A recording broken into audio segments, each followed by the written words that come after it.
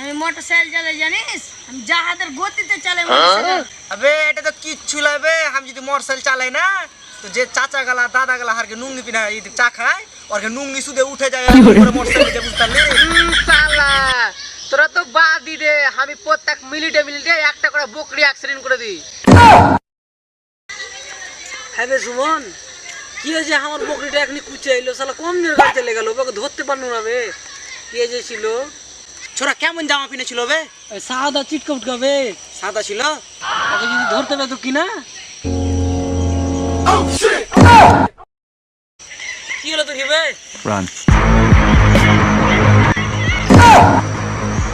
ওই ছিল পালে লোক বে।